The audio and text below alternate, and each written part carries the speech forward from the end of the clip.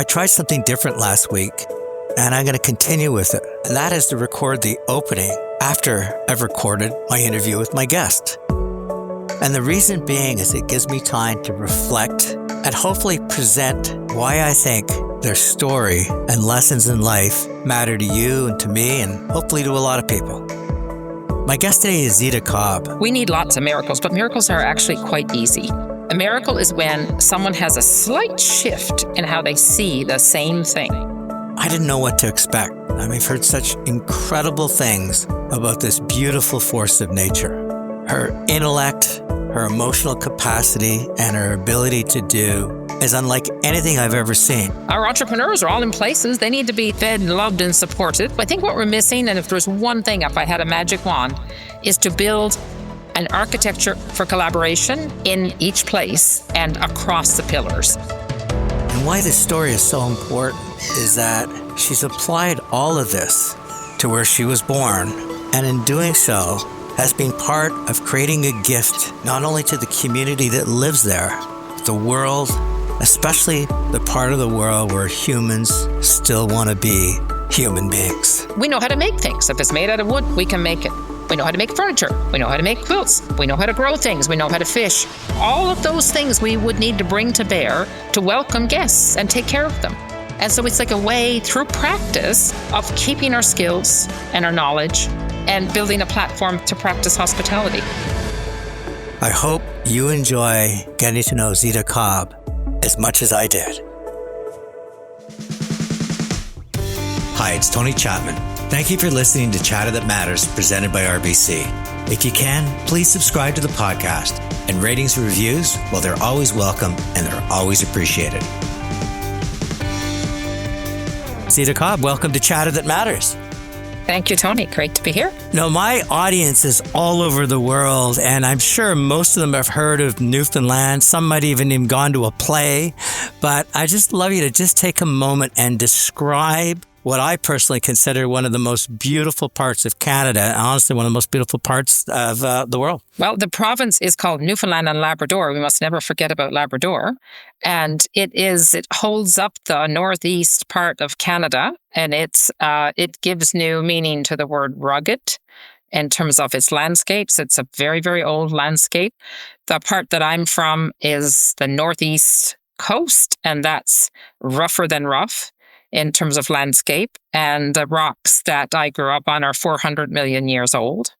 There's sort of something about the soul of Newfoundlanders and Labradorians that comes out of those rocks and comes out of that North Atlantic, and that kind of epic and difficult and noble set of relationships. So let's talk about epic, noble, and in some ways, how challenging it was to grow up there. Because as a young girl on Fogo Island, you grew up with this incredible community, but not with the luxuries that most people take for granted, running water and electricity. Yeah, I think I had the real luxuries. The island of Fogo Island is about just under 4 times the size of Manhattan, so quite a large island with 10 different communities. And I grew up in one called Joe Bat's Arm, which when I was growing up had about 900 people.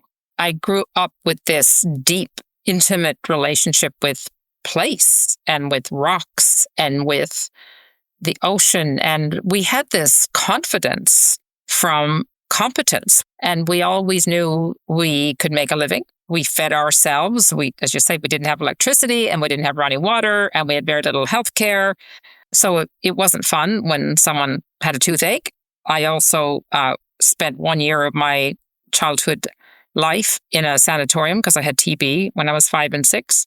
I understood what it means to be in an active everyday relationship with people and place. You also mentioned in several interviews a defining moment in your life as when your father burnt his boat. I'm an 8th generation Fogo Islander. People started to arrive from Europe to Fogo Island in the mid-1600s. Generation after generation after generation of us have made a living on the North Atlantic fishing in little boats that we built ourselves, like my father, who built his boat. When the industrialization of the fishery arrived, and it took no time at all to take just about every last fish out of the water because we humans are very effective when we get focused on something. He couldn't see a future.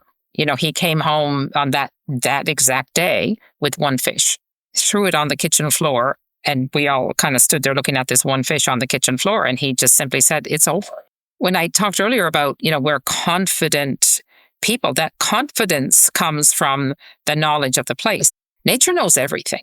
And every once in a while, we pay attention to it and we learn. Nature knows the cure for cancer. And people who have kept a steady, uninterrupted relationship with nature know stuff. That's where innovation is from. So now you take someone, my father, who couldn't read, his whole life was fishing, and now there are no more fish. For him, I think the burning of the boat was not willing to suffer the indignity of watching it fall apart and to pull it up on the shore and watch it decay. It was a protest, anger. I think he meant it to be symbolic for us kids to say, stop dreaming. And did you have a chance later in life to talk to him about that moment? Because, he takes the family to Ontario.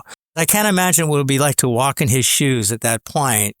It would be like, to me, a refugee leaving everything they know and coming to another part of the world and knowing nothing. There's a beautiful song about that time of when the Newfoundlanders had to go. And some of them were part of the kind of forced resettlement, and some of them, like my father, just decided it was done. And there's a line in the song called The Outport People, and it is this: they moved without leaving and never arrived. And you could certainly say that about my father. And he went from being the most dignified person you'd ever know to someone who struggled for dignity. I went to Ottawa to go to university to study business because that's what he said I had to do to figure out how this money thing works before it eats everything we love. And they went, and my parents and my youngest brother went to Scarborough, where, of course, Scarborough had a lot of Newfoundlanders, and many of my brothers were in Scarborough. So that's why they landed there. First time in his life, he had to have a bank account because they had to pay their rent. He really hated having to go over to the bank and make an X in front of these young people who were working at the bank. I can imagine. So he wanted to learn to write his name. I tried to teach him. And so I started with the alphabet like you would. Did not go well. And so finally he said to me, which was brilliant, of course, he said, I don't need to know all of that. It's just a shape. So he used to go and draw. It was as if it was a drawing, his signature. I have to believe not only his mental health, but your physical health would suffer when you go from being someone that had stature and someone that was the head of the family and now going into a world where, as you said, he was embarrassed because he couldn't even sign his name. It has to be difficult as a child to see confidence disappear and somebody that you entrusted your life to for so many years. It was, in some ways it was funny because they would go to the grocery store and not be able to navigate. They spent weeks trying to find cabbage and they thought iceberg lettuce was cabbage. They'd never seen such a thing. So it was always these very funny stories.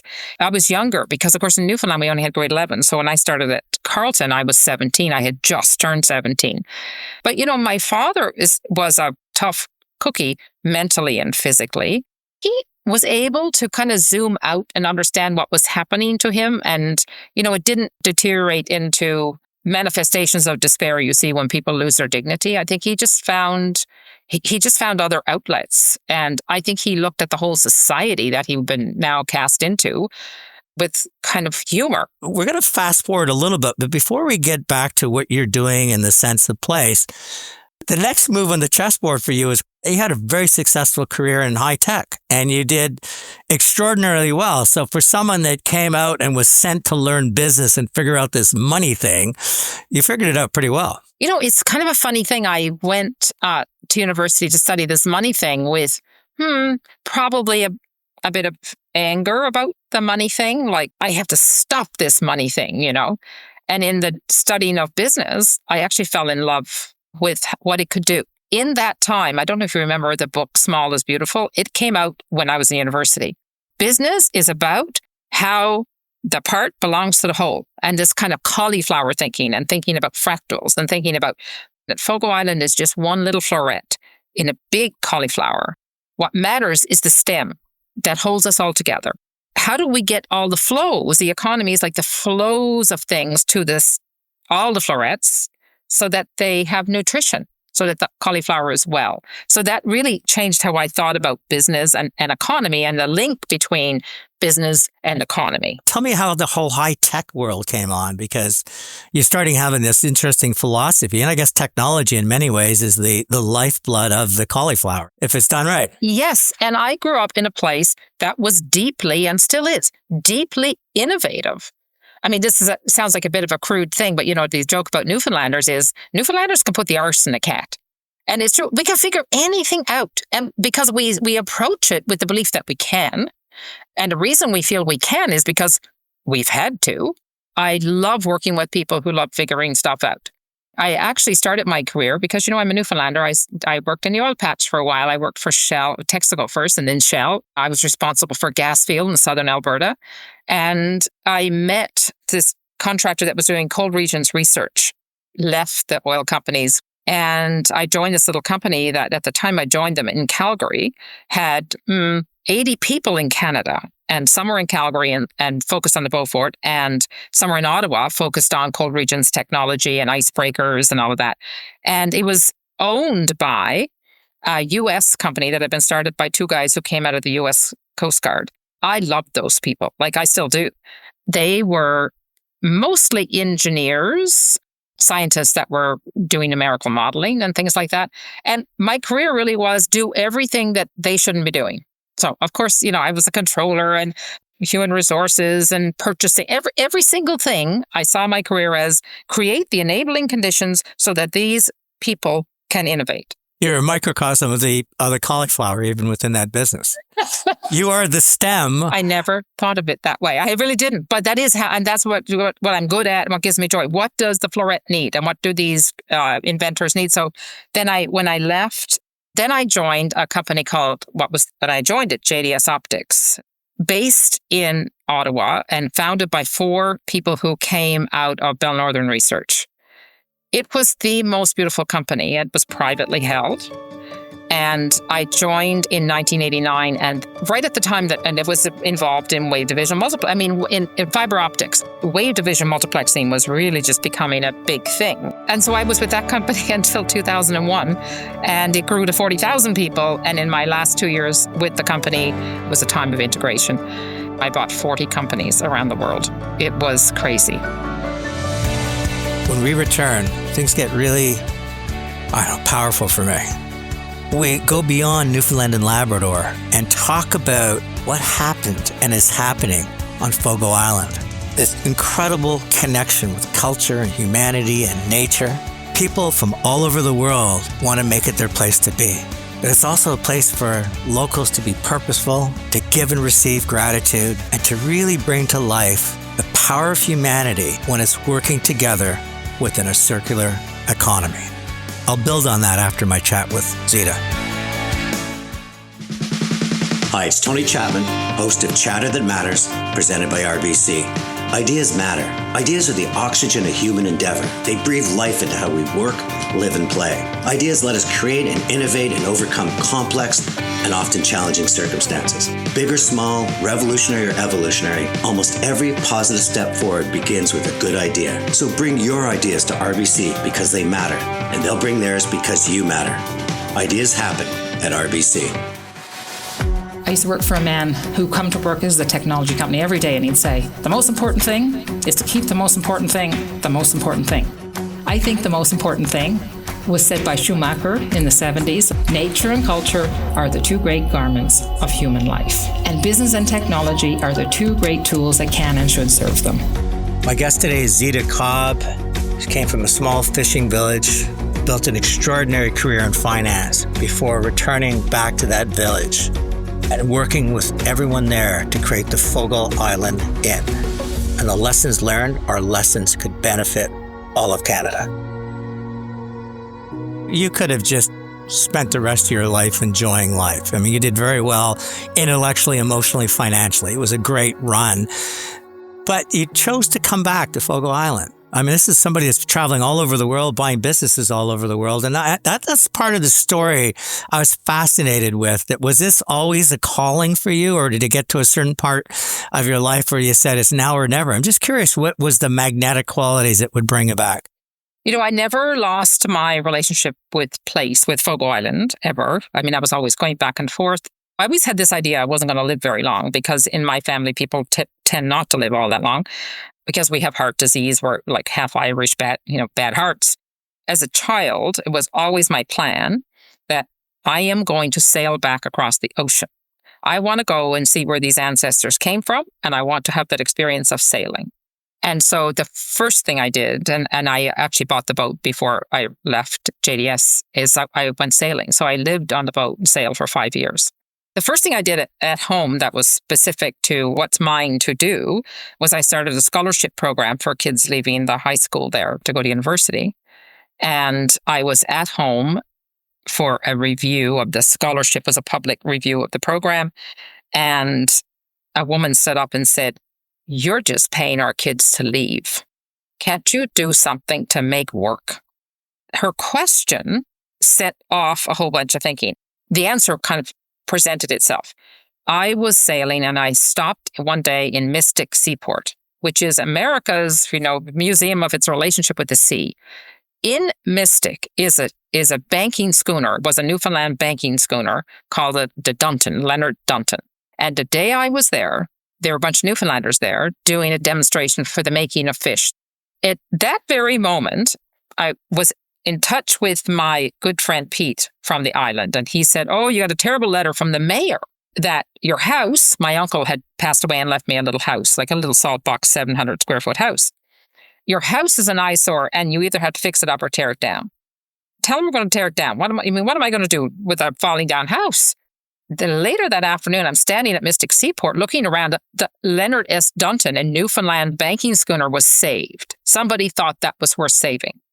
And I thought, what am I doing? I have the means to save this house. I have the means to do a lot of things. If I'm not going to do something on Fogo Island, do I expect you to come do it or someone else to come do it?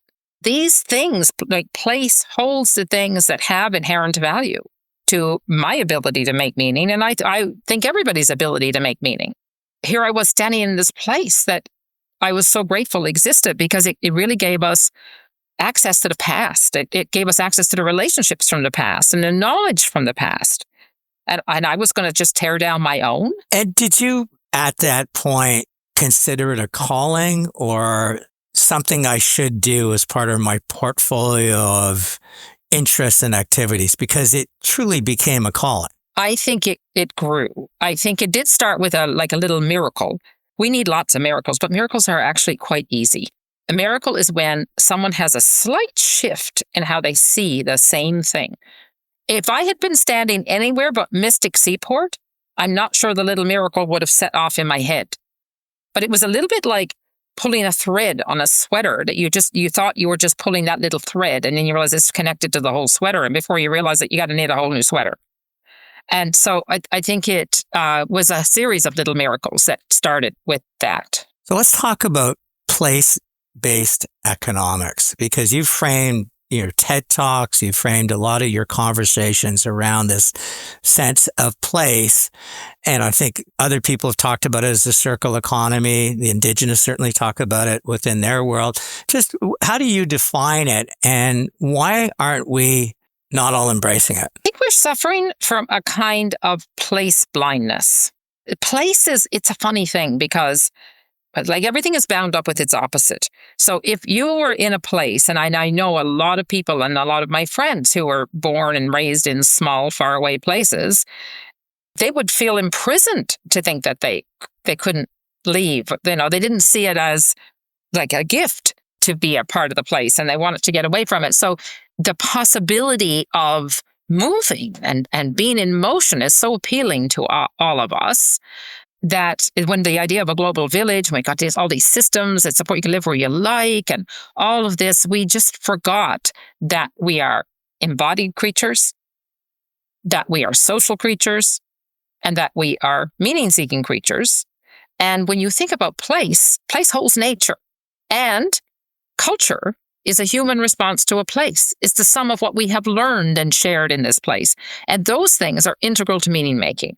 So I think we rushed away from place a bit too soon. And then we woke up and realized, oh, hang on a second, there isn't a global village at all. There's just a whole bunch of villages.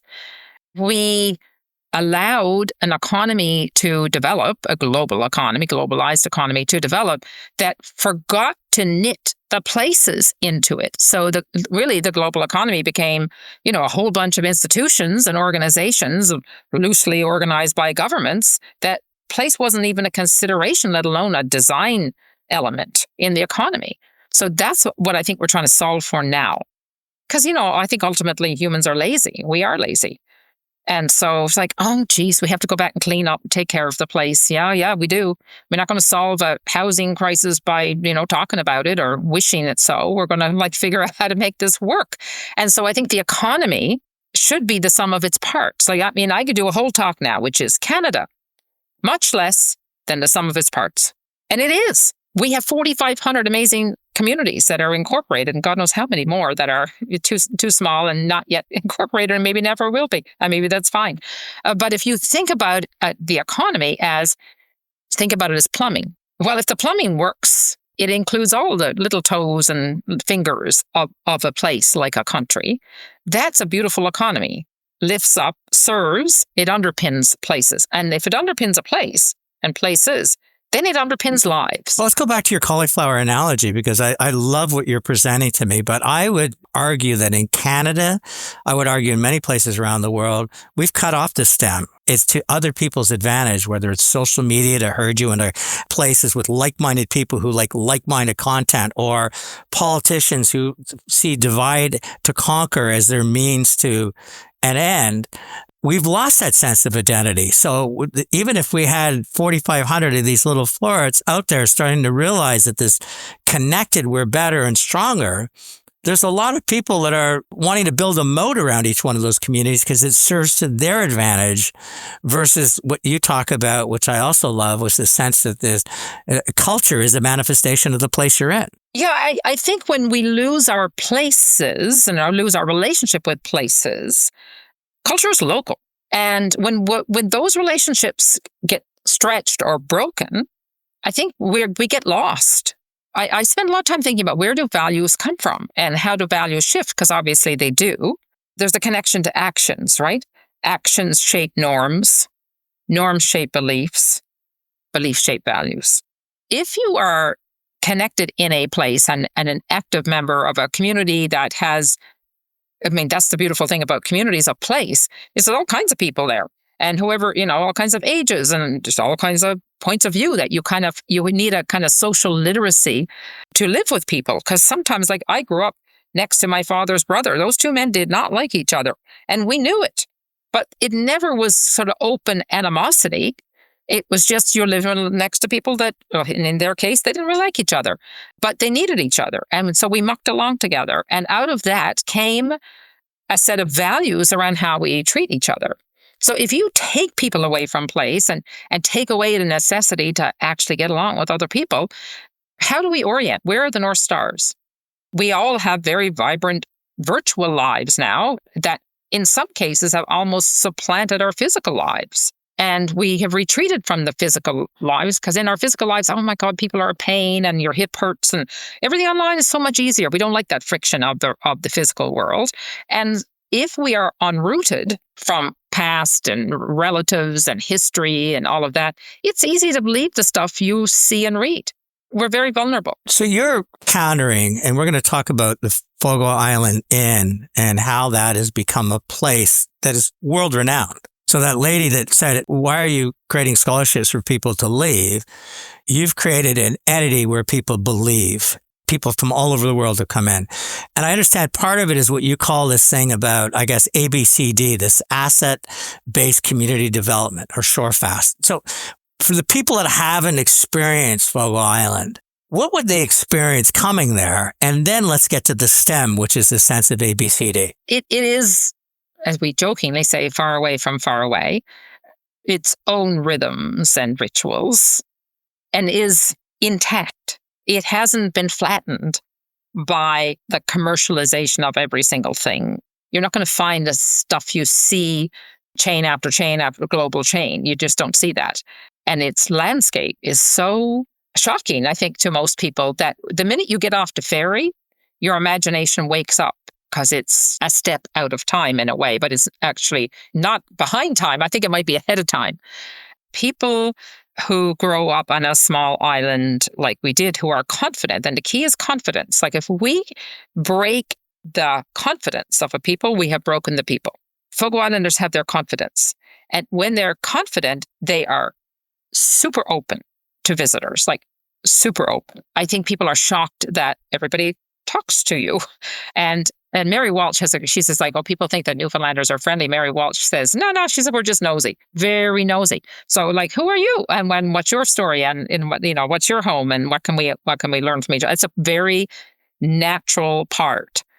So when you go through A, B, C, D, you could look at Fogo Island and say, my gosh, it's a bald rock in the North Atlantic and the cod collapse. Like, what's the point? There's no electricity, no running water. We got to get the people out of there. Some government officials thought that.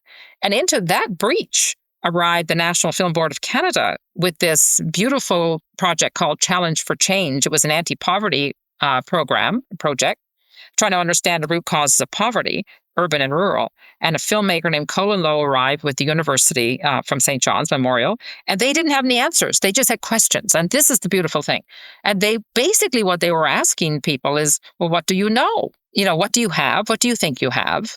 And what do you think could be done? And of course, local people know stuff, deep cultural knowledge, but nobody ever asked them questions. And out of that came, this is back when I was 10, the building a slightly bigger boat so we could go to the midshore. That's how we held on. Those people of my parents' generation made a co-op, so we held on. In our case, going through a similar process, you realize, we're deeply hospitable people. We should have a world-class inn. The knowledge that we have that we can put into that inn is rare. It's not broken. What was the tipping point that had you going from, wow, we've got hospitality, we know how to do things, we should create a world-class inn, to actually putting a shovel in the ground? I think it's when you do it with others. So I worked very closely with two of my many brothers. I think if it had just been us in a closed conversation, there's always the option to back away from it. It's like, I don't feel like doing it. I want to go back. The hardest thing for me was to give up sailing. That was really hard. But because this became a community-wide, island-wide conversation, you're hardly going to say, well, I changed my mind. I think I want to go sailing. Like, I think it's about the commitments we make to each other. I don't remember there being a moment that we weren't going to move. Because once you start the conversations, if they're open conversations, then it doesn't even belong to me. It belongs to us. Am I going to let you down? No. This co-op, this collective of consciousness and energy and heart, it also seems to be manifested in even how you run your business, because it's very transparent. People really understand how it all works. That counters the principles of a lot of people that feel control comes from knowledge. Knowledge gives me power. And you're saying the opposite, that by surrendering that knowledge, it gives us collective power. Yes, exactly. And it certainly gives us more pleasure. And the other thing about the inn, of course, I don't own the inn. Like, I don't own anything on Fogo Island except my car and that little house that I did fix up and I now live in. The inn belongs to the community because it's owned in this model. It's owned actually by the charity called Shorefast, owns it. It's operated by a separate board that's called Shorefast Social Enterprises. But the beneficial owners are people of Fogo Island. I'm on this planet a bit longer than I ever thought I would be. But when the time comes to go, nothing needs to be done. Arrangements don't have to be made. And so I think the focus on transparency around the business model is, maybe it's a little bit back to my father saying, you got to go and figure out how this money thing works. Otherwise, it's going to eat everything we love. Well, I am very excited about how money can work. I'm horrified by how it does work when it's broke, when it doesn't have a relationship with place. Helping make that visible and helping more people understand that. Like, I think the most important form of literacy we need in this world now is place literacy and economic literacy. And I don't mean by economic literacy, financial literacy. I mean more people that understand how the economy works. Like, what are these flows? It's like big plumbing system. And I think one of the greatest risks we have is that people feel, and many do, utterly powerless. people would rather have a conversation about their sex life than the economy, because to most people, it's something that happens to them and they're frustrated by it and they're just trying to survive it. But we are all economic actors and we can all be economic stewards. How do we take what all of you have created and bottle it in a way that some of the other 4,500 communities in Canada are struggling for a sense of place, who they are, why they matter, the questions you ask time and time again, the questions that was answered by the National Film Board. How do we bring that so that we can start making our destiny more a matter of choice than leaving it to the chance of a world that I don't necessarily have to even connect to? We're building a National Institute for Community Economies, which will have a network associated with it and a digital platform. But it's a way of gathering the good and best practices for community economic development. I mean, we can build a country where all investment is development. And that is such beautiful work. And that is where money meets place. Money making and meaning making are not opposites. They can come together. The more of us that are engaged in this and aware of that, the more we're going to get this right. Like, we can do cultural and social and local development at the same time as we're doing investment. Investors growing a capacity to understand place will help. I mean, I think the work really is, how do we reconcile the management of institutions with the management of place and places? That's the work and that's the magic. I mean, and if you think about Canada and these 4,500 incorporated communities, we have very little horizontal musculature as a country. We're like, it's all these kind of vertical silos that are either political or private. So at every turn, you realize that the regional economy or the provincial economy or the national economy is not organized to intersect with place. I can't get the ferry schedule to line up with the plane schedule that comes to Gander.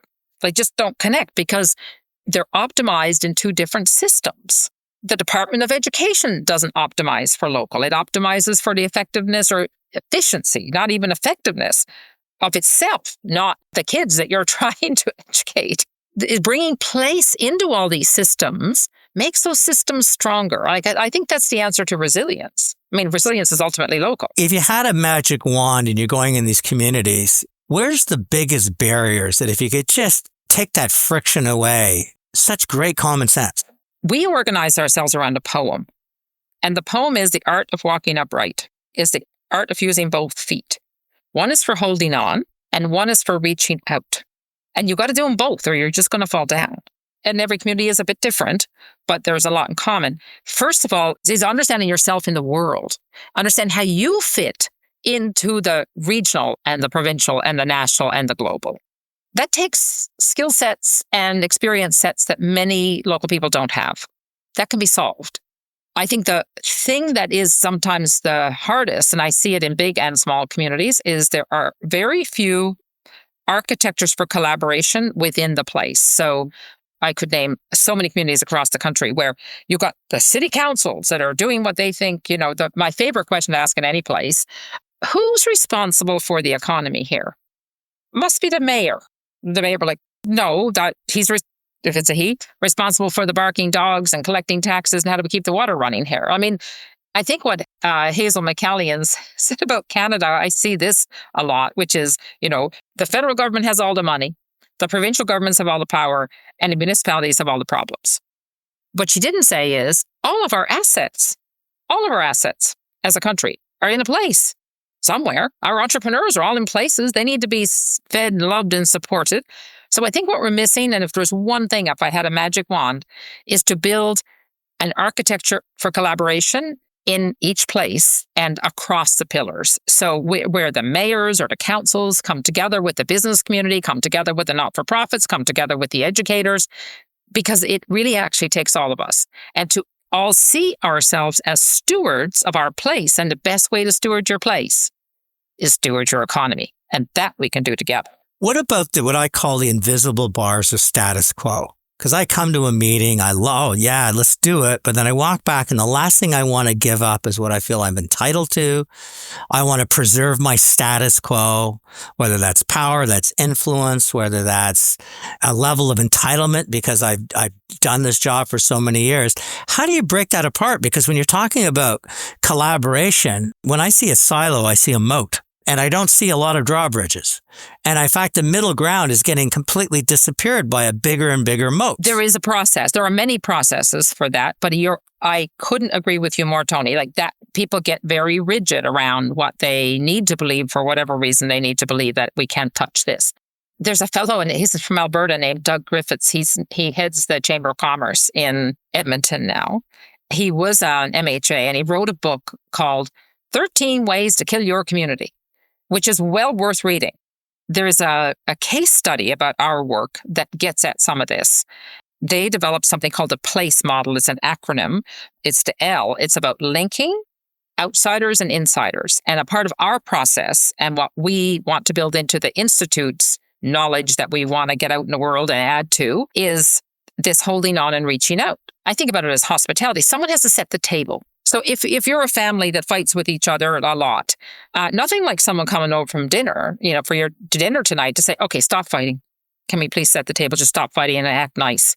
And by the time the visitors have left, you're actually talking to each other differently.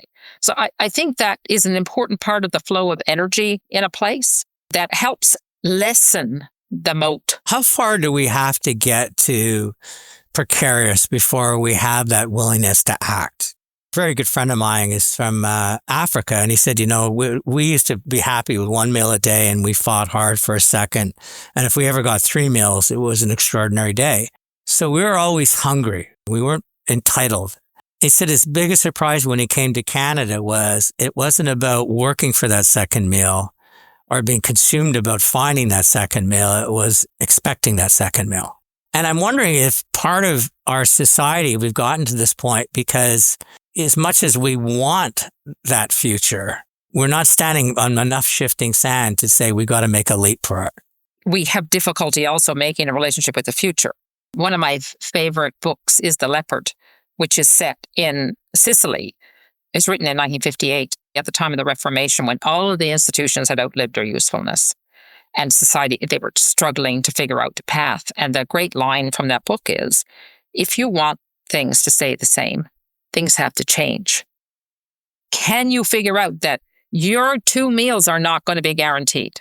It's a twofold thing. It's because we tend to want to defend what we have or think we have and fail to see the future and fail to see that it's precarious unless we can figure out a world that works for more people.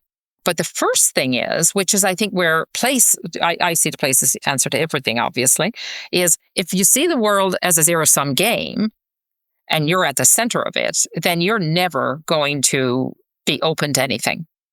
I tell you, if you actually show up in a community and start to muck along with people, you will not see the world as a zero-sum game, and you will not see yourself at the center. And the minute that little miracle happens, everything changes because in your life arrives this powerful thing called us. I guess my last question for you, because I've taken so much of your time today. Have you found your place?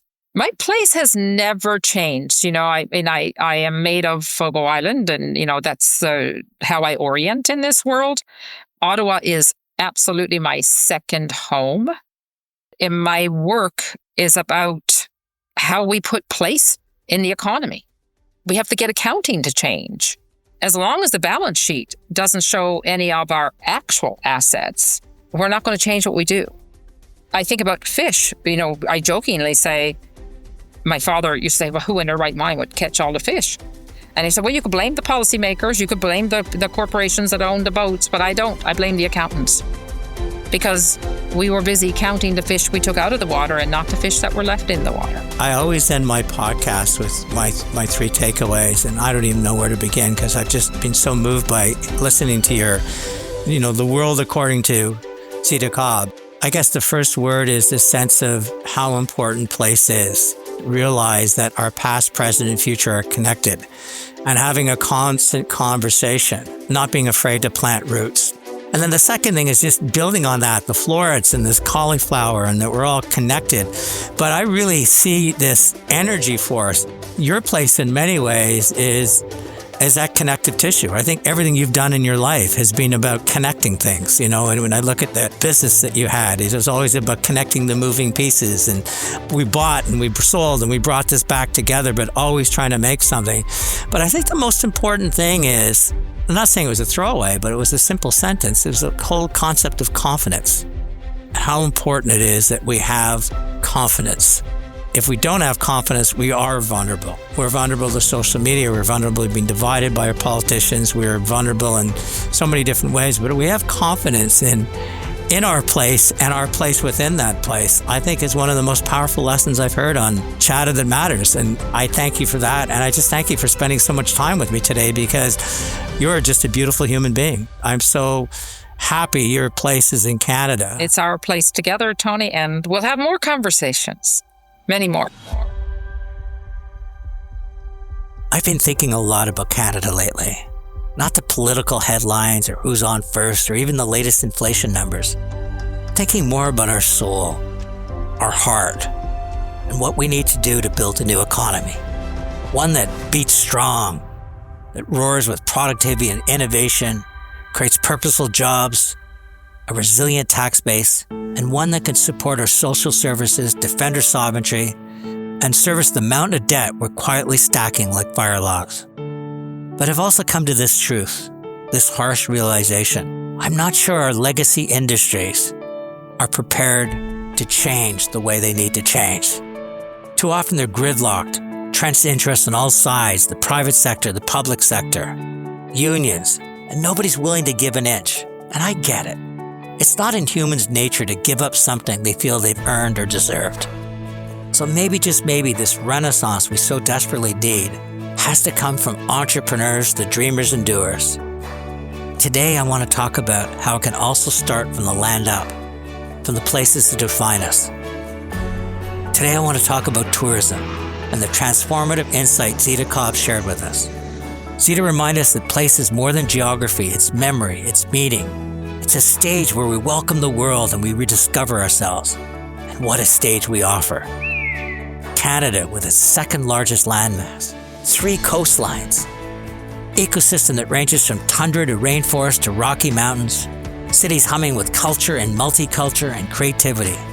Canada is a tourism superpower waiting to be awakened.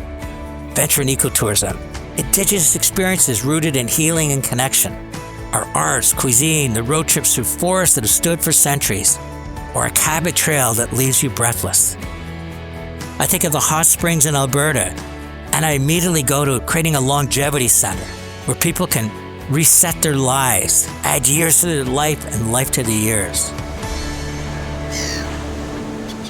The Atlantic provinces where the wind smells like salt and stories of generations upon generations making it their home.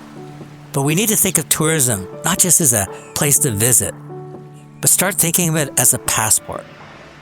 A passport where people can be enlightened, they can experience, they can connect, they can have conversations with Mother Nature and conversations that involve human nature. Places where they can be empowered and educated.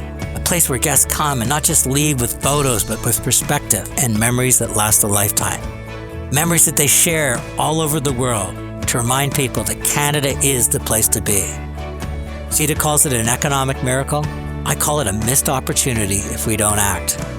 We need to invest in our tourism sector. So to every entrepreneur, every operator, every community leader, every tourism board, here's my offer to you. Send me a paragraph on what you do and where you are, and I'll send you back an idea. They might be big, they might be small, they might be half-baked, they might be bold. They might just be thought starters, but if they start you to dream and do, well, that's time well spent. Because tourism matters to all of us, and now it's time to bring the world to Canada and Canada to the world. Thank you for listening to my chat today with Zita Cobb, and I hope you tuned in last week to Ben Cowandour, who fell in love with Cape Breton and created Cabot Cliffs and Cabot Links, and are now bucket list destinations for golfers all over the world.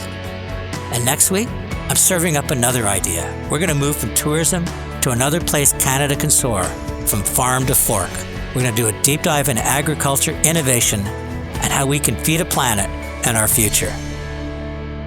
And once again, thank you, RBC, for making these conversations possible. This is Tony Chapman. Thanks for listening, and let's chat soon.